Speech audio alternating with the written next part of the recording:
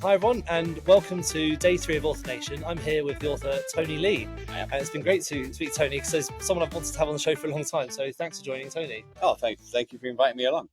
So how have you found the show so far? Oh, it's great.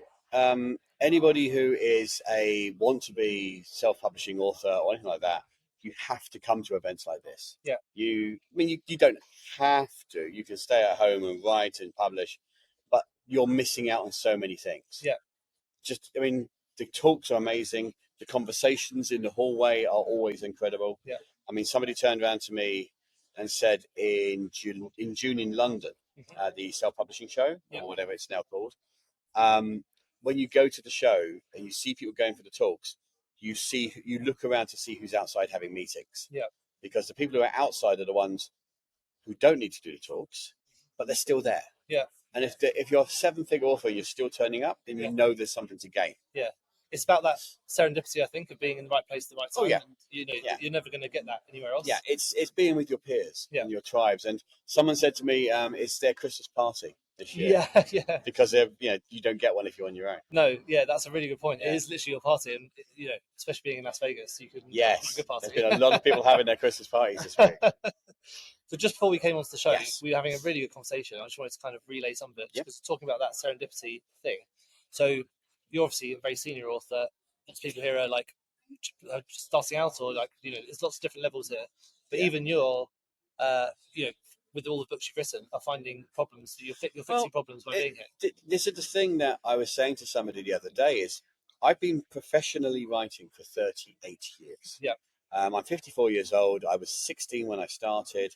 I was a games reviewer for a Spectrum comic magazine kind of thing. And then basically just dropped out of college. I was about to go to university. I didn't do that. I ended up just writing magazines and then became a journalist and then worked in marketing. I then did comics and I did film and TV. I did all this stuff for 34 years.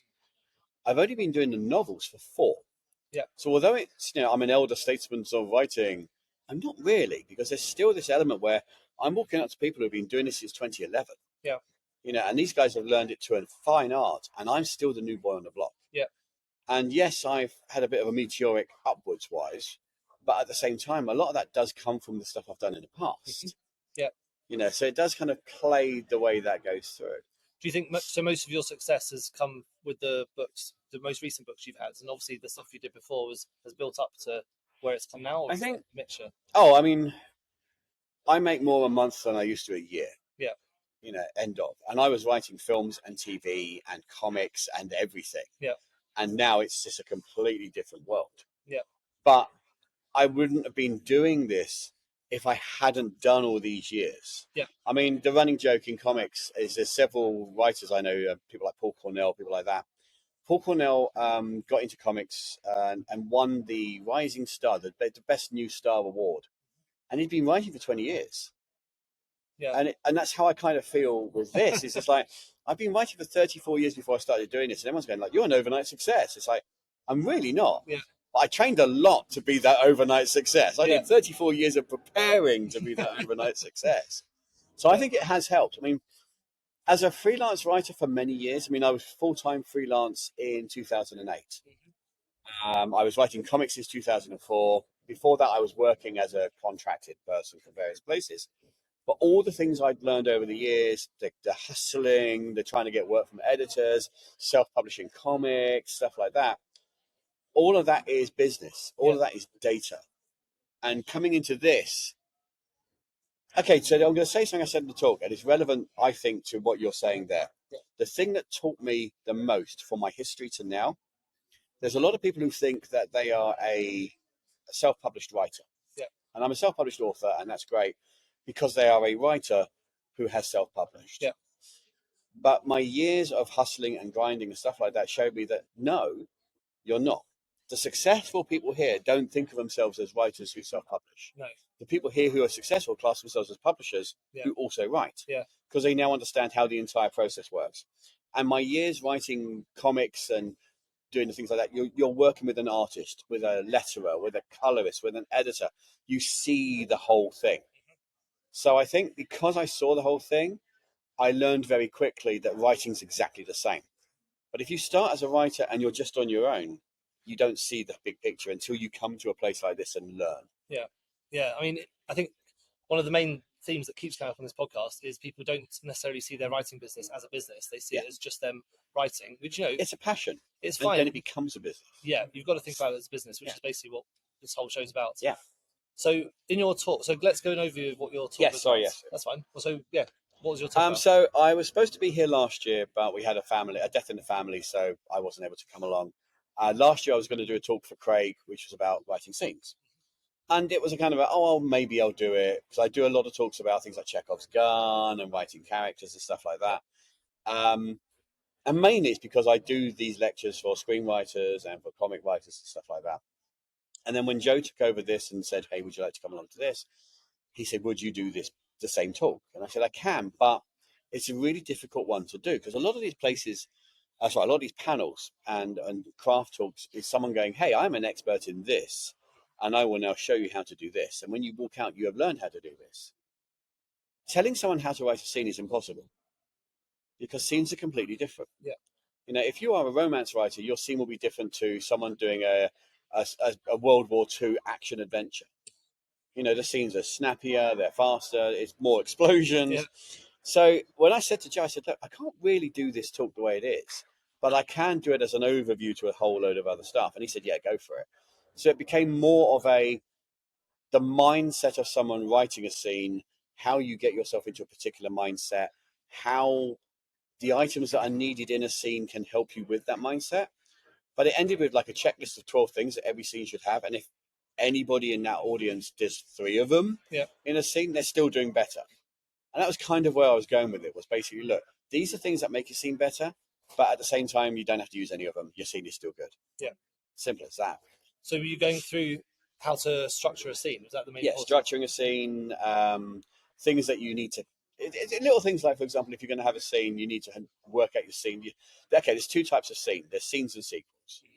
So, your first scene will give you a kind of what's going on with the scene and how it works. But the second part, the sequel, is the consequences of the previous scene. Right. So if Joanne finds out that John is cheating on her at the end of scene 1, scene 2 is going to be the reaction to what goes on with that. You can't just, Joanne's now in a supermarket having another scene. You've got to show that reaction. But at the same time, there was more of an element of, is the scene, okay, and again, if I'm writing a novel and I'm a traditionally published writer and I've got an editor and we're doing our scenes, the chances are I've gone back and rewritten a scene or gone back a couple of times. So what my talk was a lot of was, well, if you're a pantser or a discovery writer or an organic writer, you might just be putting a scene in as a placeholder.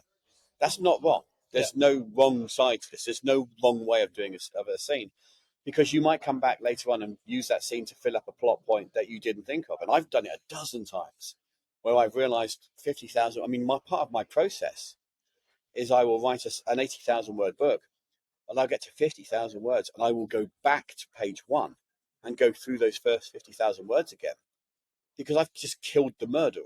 Right. I got bored, or something else has happened, or I've gone, wait, this is an exact example of that, and that leads to that, and there's a scene I know I left here earlier on where I can now have him pick up something that I can go, if you notice in this scene, he had this thing, and therefore I'm super clever. Yeah. Because that's how it is. And in comics, you learn to write backwards. Yeah. Because you have to, because you're given real estate to start.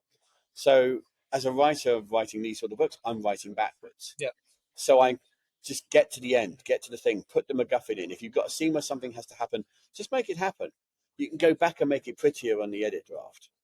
And that's, again, with scenes, that's what I was explaining in the talk was, look, you don't have to write the ultimate American novel scene. You just have to get to the end of the scene. You can come back later and change it, or delete it, or work it through. Yeah. Did you have any good questions from the audience about it at all? No. And I say that in a good way, because I've been to a lot of conventions and conferences, Comic Con, stuff like that, and I hate it where someone comes on stage to do a 45-minute talk, talks for 10 minutes, and then just goes, any questions? Yeah. And the reason I don't like it is I do school talks, and I talk to kids at school, and I hate it when they do that, because kids don't want to ask questions in front of other people. And you'll get a lot of people who don't want to ask the question in front of people. They'll rather come and find you on your own. So why not just cut the middleman out? Do a 45-minute panel. Yeah. Show everything. Talk about everything. and then let them come to you over the weekend and talk to you. And I've had people come to me over the weekend and say, you know, and the biggest one I find is a lot of people going, I write cozy romance. Also, visceral, erotic, psychological horror. Yeah. How do I make a difference with my scenes? And you're like, I've got no idea. Yeah. How do you do it at the moment? Yeah, that's fine. You know, and there's an element of that. I've had a lot of questions about AI. Okay. Yeah. With like, I have AI write the way that my scene should look, and you know, because I base it on tropes based on other things. Should I be doing this? And again, there's no wrong way to write a scene. There's wrong ways to do a dozen different things in this industry, but you know, writing a scene is personal. Do you use AI for any of your like writing or organising or anything? I use AI in my work in the same way that somebody would use, say, Pro Writing Aid or you know, Grammarly. Somebody said to me, "I've never ever used AI in my scenes, and I think it's abhorrent." And I said, "Okay, it's fine. Do you write with Word?" And they went, "Yes." Because, did you ever use Clippy, the little Microsoft thing? And they went, "Well, yes." I went, "That's similarly the same thing. Yeah, it's helping you do something. It's finding a way to go fast." With me, I dictate a lot because I walk my dog and stuff like that, so I'll be dictating, and I can write fast, but I can speak faster, as you're noticing now. So if I'm walking my dog, I'll have a recorder sort of on my pin, or I'll have, so it's not my microphone now, I'll have a recorder on my pin, or I'll have a thing in my hand, and I'll just chat for like 20 minutes. I'll take the MP3 of that audio, I'll put it into Whisper AI, that will transcribe it for me. I use Whisper AI mainly because it will pick up things that are lost in noise, because the AI can understand how the sentence will structure. I then have a self-created app in ChatGTP, which is basically saying, you are an editor. I have given you a piece of dialogue that I've dictated.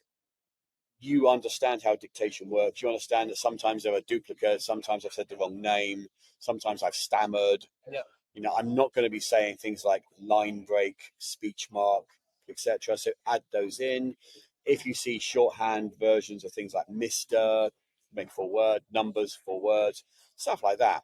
But I have a massively long list of all the things you must do, and then an equally long list of all the things you cannot do. You cannot create anything new in this thing. This is my text. You can edit my text, but I don't want you rewriting my text. I don't want you adding stuff at the end. You are just literally cleaning my text. And then I go.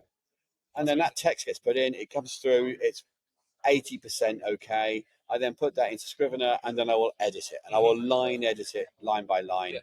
But it means that I'll spend half an hour line editing something that I spoke in a dog walk that was dead time, and now I'm 3,000 words into my day. Yeah, amazing. And that's literally how I'll be doing most of my writing. Long drives, dog walking, genuinely has written probably about 40% of my last 10 books. Yeah, you should create a course on how to do that dictation and use that edit. That'd be really interesting. No, I don't have enough time. See, I've been talking about it to various people, and a lot of people dictate. There's a lovely guy here who he says, I go and walk up and down Santa Monica Boulevard, and I talk into my thing, and I get like 6,000 words, and then I send it to this guy who transcribes it for me. Yeah. And everybody on the table just looked at him. It's like, have you not heard of Whisper? Yeah.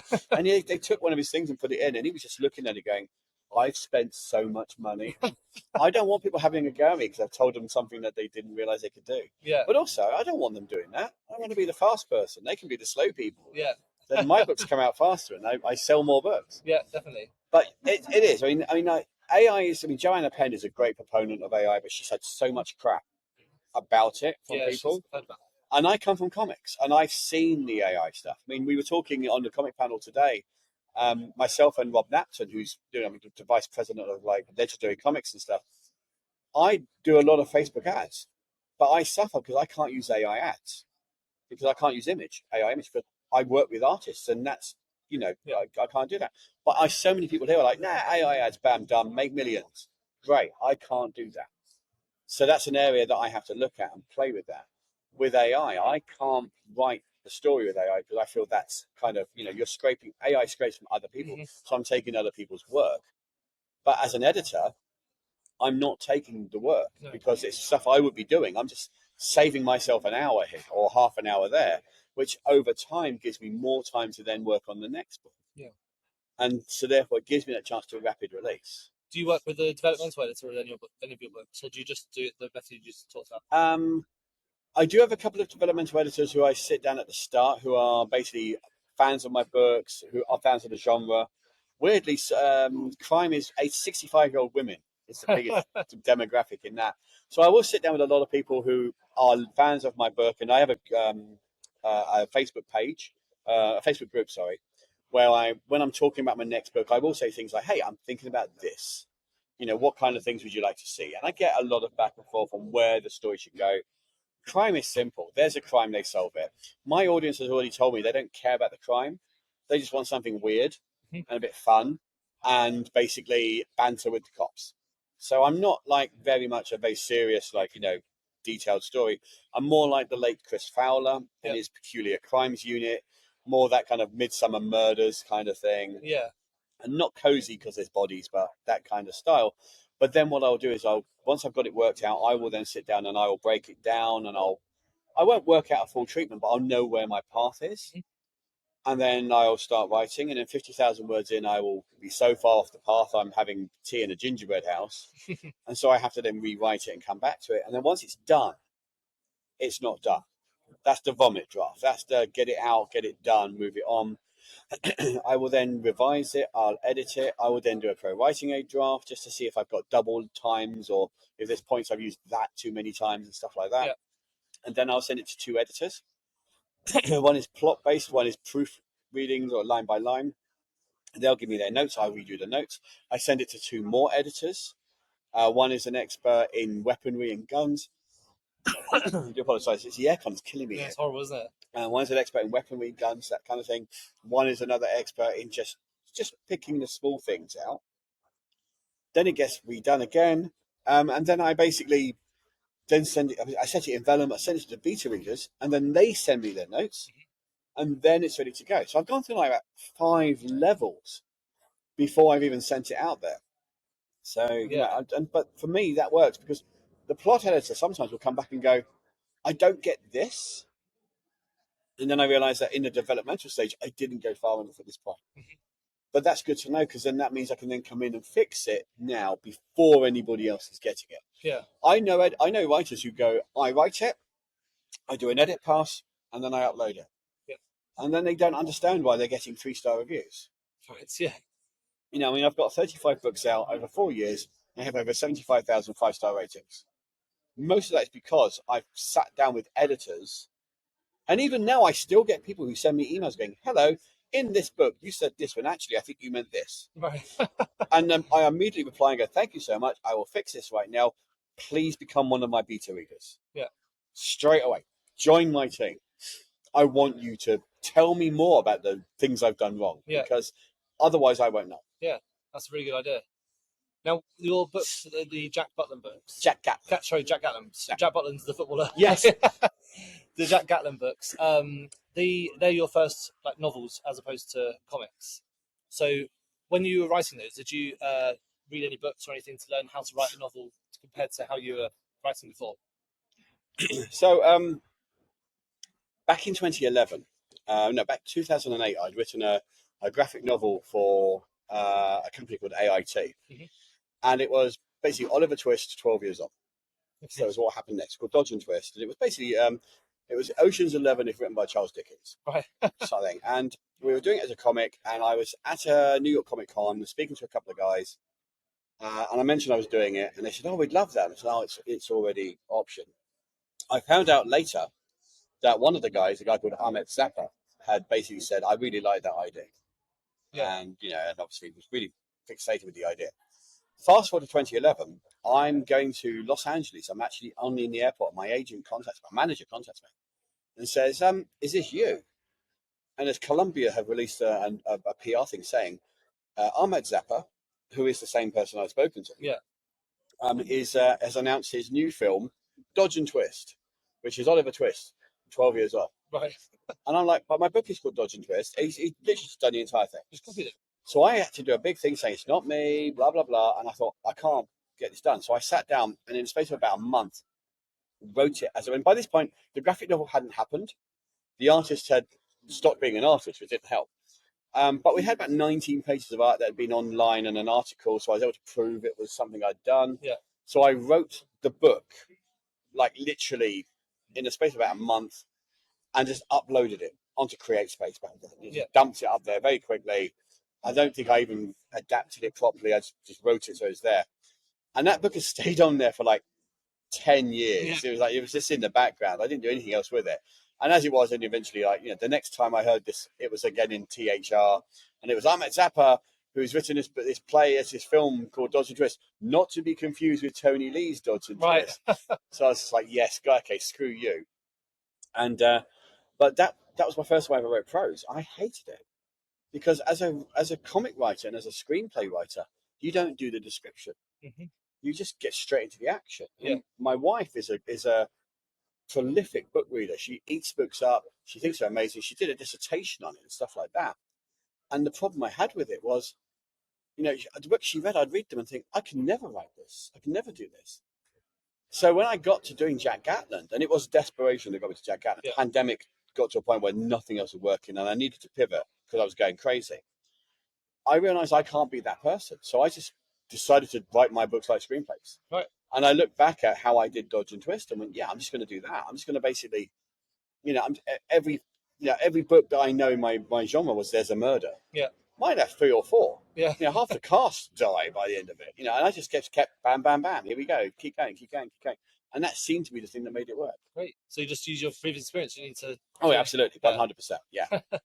Well, it's been great chatting. I mean, I'd love to carry on this conversation, but you've got other people to go and speak to. But yeah, no, this has been fantastic. I'd love to have you to go on to the show later on. Yeah. Thank you very much. Just last before we go, so obviously you're in Vegas. Have you had a chance to do any Vegas-y things whilst you've been here, apart from get air conditions to death? No, because this time I'm in and out. I flew in on Monday night, and I fly out today, Thursday, because I'm landing in London tomorrow, going straight to Olympia, and I'm running the comic zone of the London Comic Con. So I've been planning and getting stuff done. The only thing I did last year, 2 years ago when I came here, is I bought myself a chip.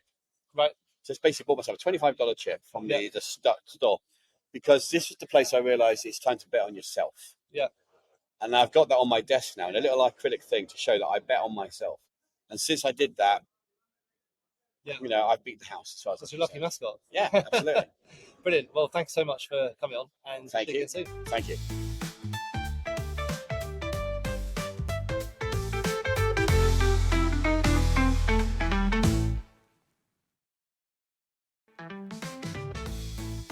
Thank you so much for tuning into the Publishing Performance podcast. I really hope you found today's episode inspiring. I love chatting to authors, writers, and people in the publishing world. Now, just before we wrap up, let me tell you about Publishing Performance, the #1 platform for authors who want to increase Amazon book sales, but are not really sure where to start. Now, this show is all about helping you to sell more books. And if you're looking to boost your publishing game and to maximize your book's potential on Amazon, then Publishing Performance is designed to help authors just like you to grow your readership and to reach a much wider audience. Now, I know that Amazon ads can be slightly complicated, which is why Publishing Performance is like having a personalized ad account manager to create your ad campaigns, to choose your best keywords, and to make adjustments in real time.